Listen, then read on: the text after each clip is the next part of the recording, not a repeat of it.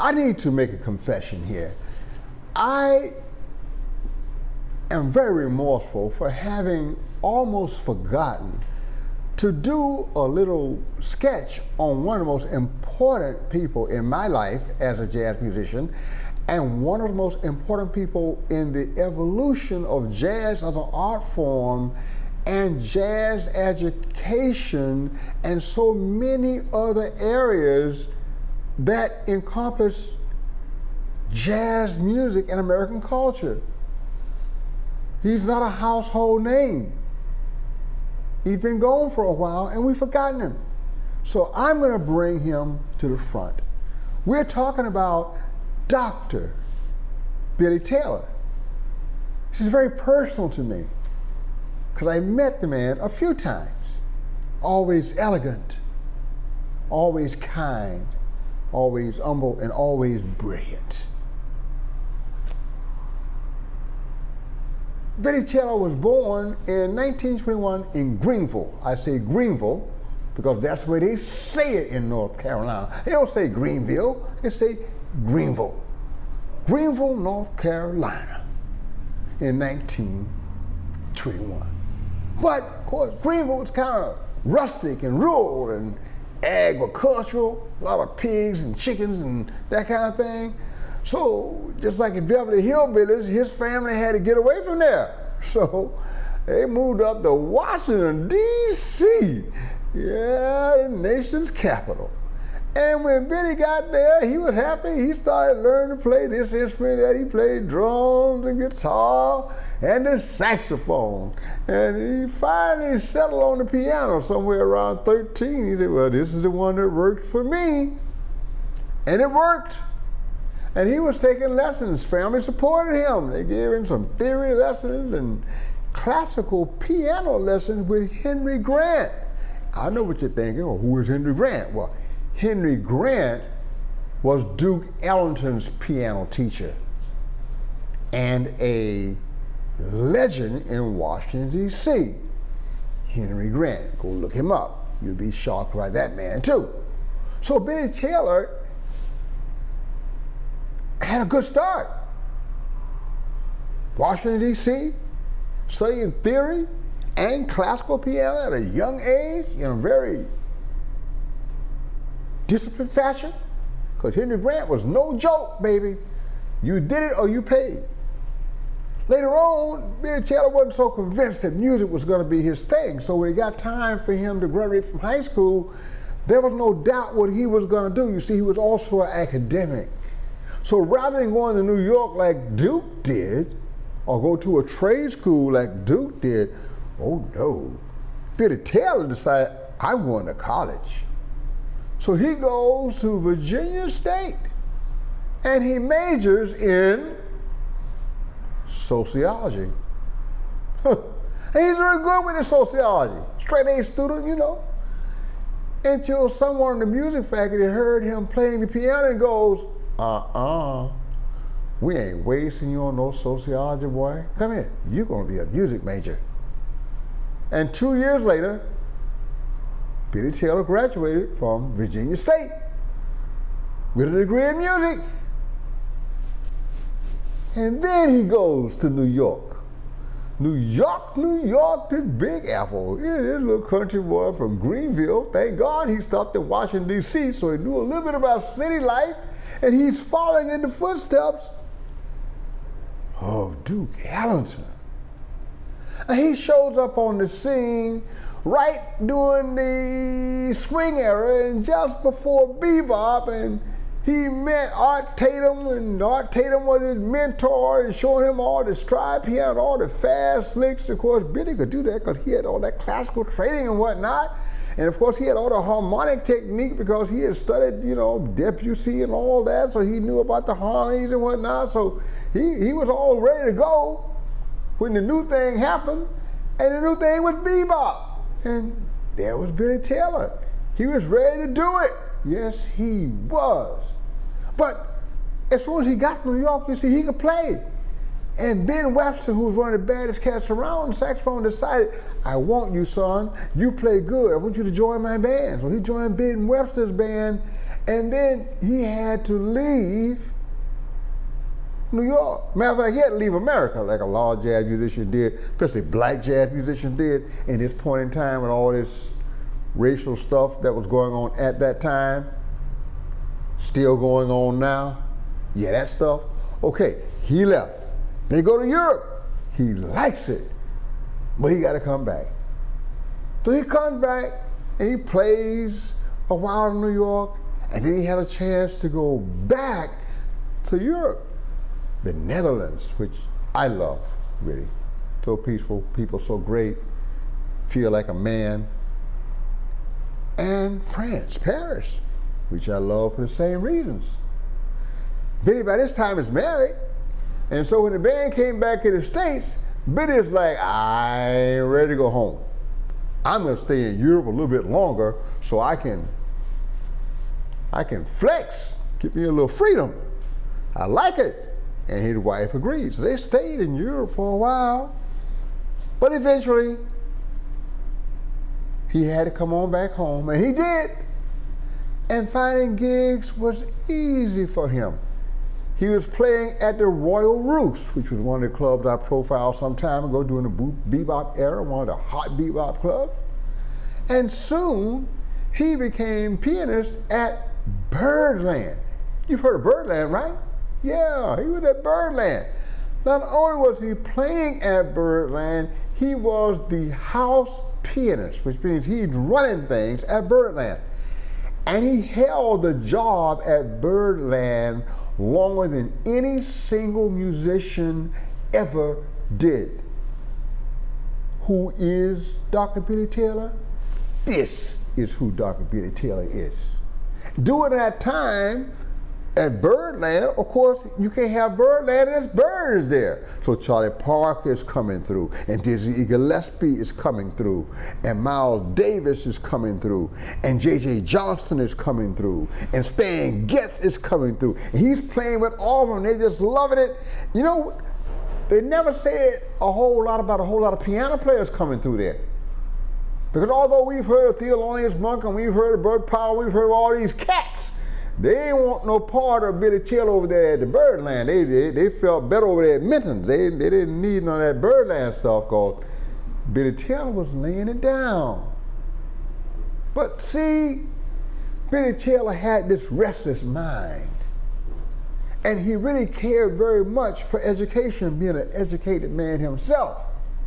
So somewhere in the 50s, although he's composing, is a band leader, is doing this, is doing that, he turns his attention to education. And he starts doing clinics and lecturing and writing books. I think he referred to himself as an urban griot. I'm gonna tell the story of urban life and the music of urban people, which is jazz and black folks, or people of color, whatever you want, whatever y'all got going out there right now. But he's telling the story. And of course, he's telling it with great truth and power, and he's being very articulate in that he was this marvelously articulate, educated man. Now that should have been enough, not for Billy Taylor. He's got to keep doing stuff. So next thing you know, he's working for NBC, and he's got broadcasting going on. He wants to spread this jazz around. He wins an Emmy for broadcasting a show on jazz, the first show ever on jazz. He wins an Emmy. And then another television series on jazz. He becomes the first black band leader on a talk show when David Frost hired him to be his band leader in 1969. He stayed with David Frost for 3 or 4 years. running that band and hiring other jazz musicians, Count Basie, Dizzy Gillespie. He was bringing black jazz musicians, jazz musicians in general, to the American public through your TV. He is now becoming the Johnny Appleseed of jazz and jazz education. This man is passionate about what he is doing, and he's doing what he does at a high level. Is he done? No, he is not, because he is also a composer. And one of the songs he wrote probably has something to do with his experiences in Europe. He wrote a song called I Wish I Knew What It Felt Like to Be Free. I wish I knew what it felt like to be free. This song became a rallying cry for the civil rights movement during the 50s and the 60s and into the 70s. One of the greatest recordings of it is done by Nina Simone. I recommend it highly. Very passionate. I wish I knew what it felt like to be free. Sing that song today. Nothing has changed. And Biddy wrote that song almost 70 years ago, and it still stands today because that's Biddy Taylor. He continued to work with trios and big groups and orchestras and tour and do all the things he did, but he wasn't done. He started teaching at colleges. He worked at the Kennedy Center, and he worked at Manhattan School of Music, and he worked at Eastern Carolina, and he worked at this university and that university. He did these film strips in the late 60s that talked about what jazz is. And he took common songs, Mary Had a Little Lamb, and then jazzed them up with a jazz combo to show young people what jazz was. Jazz is not the name of a song. Jazz is an approach to performing. And he talked about the element of swing and the element of improvisation, and he did it in these little film strips in a way that even a little kid could get it and will want to go out there and improvise and get involved in jazz. How do I know? Because I used those film strips when I was first started to teach in the very early 70s. My kids loved them. Biddy Taylor was masterful in his carrying the message of jazz education. Was he done? No, he wasn't done. He went back to school because he just wanted more. And he did not just get his master's, he did not stop until he received his PhD in 1975. Why? I don't know. He already had 5 or 6 honorary doctorates. He was already a doctor. He didn't need to earn a PhD to have the title. He earned a PhD because of that quest for knowledge that he had in his heart and in his spirit, and to empower himself to do bigger and greater things. And what about his heart? I talk about his heart. He started a foundation for jazz musicians who have no safety net. A jazz musician gets sick, he probably doesn't have much health insurance. Be in trouble. Dizzy did the same thing around New York for musicians. Biddy Taylor did it, and after Katrina, his foundation helped to buy instruments, clothing, food, and even housing for musicians around New Orleans and all over this country who were suffering from losses as a result of whatever hardships musicians experienced. Biddy Taylor provided a safety net for jazz musicians that he knew that did not have the wherewithal to go back to college and achieve these degrees and work in colleges and universities and have that financial safety net that he had. Did he stop there? No, he kept performing. And even in 2002, when he suffered a bad stroke and lost some movement in that right hand, the filigree hand, he didn't stop. He continued to perform right up until his death at 89 years of age in 2010. He just wouldn't stop. Now, I first met Billy Taylor right after he had achieved his PhD in the late 70s in Erie, Pennsylvania. I was doing work for PBS, local affiliate there in Erie, Pennsylvania, and I was called to do an interview with Billy Taylor, who was doing a concert with the Erie Philharmonic Orchestra. That will be a whole other conversation about the social dynamics between orchestras, classical musicians, and jazz musicians. Another whole conversation. I went there with my good friend Bob Hoff, Dr. Bob Hoff, a PhD in psychology, my best friend when I was up there in Erie. And we interviewed Dr. Billy Taylor in his hotel room. And it was funny, he could hardly talk to us because he had bought one of the very first little portable keyboards. We almost call them toys now. But in the late 70s, this was like something from outer space. And he had it in his hotel room, and he was playing with it, and he thought it was the most exciting thing in the world. He says, this little thing right here is gonna open the world up to a whole nother dimension in music. And he was just so excited about it. And I'm looking at this thing going, it don't look like very much to me.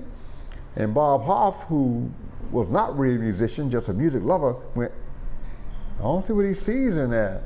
Well, Billy Taylor was a lot smarter than us.